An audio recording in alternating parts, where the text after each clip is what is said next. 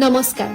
আপুনি জানেনে যোৱা ৩ বছৰ কিয় অসমৰ সাংস্কৃতিক ইতিহাসৰ আটাইতকৈ পৰিৱৰ্তনশীল সময়? মই আপোনালোকক এটা কাহিনী কওঁ।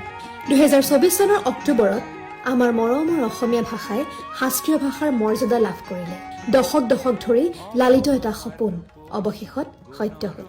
শংকৰদেৱৰ ভাষা এতিয়া ভাৰতৰ প্ৰাচীন শাস্ত্ৰীয় ভাষাসমূহৰ মাজত গৌৰৱেৰে থিয় দিছে। আৰু তাৰ পাছত ৩টা ঐতিহাসিক প্ৰকল্প।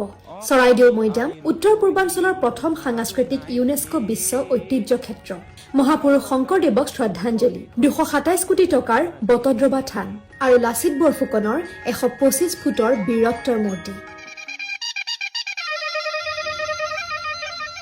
মনত আছেনে যেতিয়া ১১,০০০ বিহু নৰ্তকে গিনিজ বিশ্ব অভিলেখ সৃষ্টি কৰিছিল? সেয়া আছিল আমি বিশ্বক কোৱা অসমীয়া সংস্কৃতিয়ে ফুচফুচাই নকয়, গৰ্জন কৰে। কিন্তু মোৰ হৃদয় স্পৰ্শ কৰা কথাটো হ'ল ৮৩জন জ্যেষ্ঠ শিল্পীয়ে এতিয়া মাহে ৮,০০০ টকাকৈ পেঞ্চন পায়।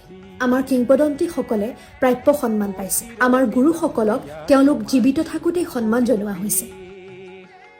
আমাৰ আধ্যাত্মিক ঐতিহ্য সুৰক্ষিত কৰা সত্ৰ সংৰক্ষণ বিধেয়ক বিশ্বমানৰ সুবিধাৰে ভক্তসকলক আদৰণি জনাবৰ বাবে তৈয়াৰ কৰা কৰিডৰ।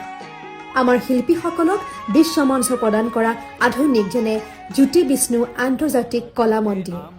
মুখ্যমন্ত্ৰী হিমন্ত বিশ্ব শৰ্মাৰ নেতৃত্বত এয়া কেৱল উন্নয়ন নহয়, এয়া এক সাংস্কৃতিক নৱজাগৰণ। আমি কেৱল আমাৰ অতীত সংৰক্ষণ কৰা নাই, আমি এনে এক ভৱিষ্যত নিৰ্মাণ কৰি আছো য'ত প্ৰতিজন অসমীয়া শিশুৱে নিজৰ শিপা জানে, নিজৰ ঐতিহ্য উদযাপন কৰে আৰু এনে এক উত্তৰাধিকাৰ আগুৱাই লৈ যায় যাক গোটেই বিশ্বই সন্মান কৰে।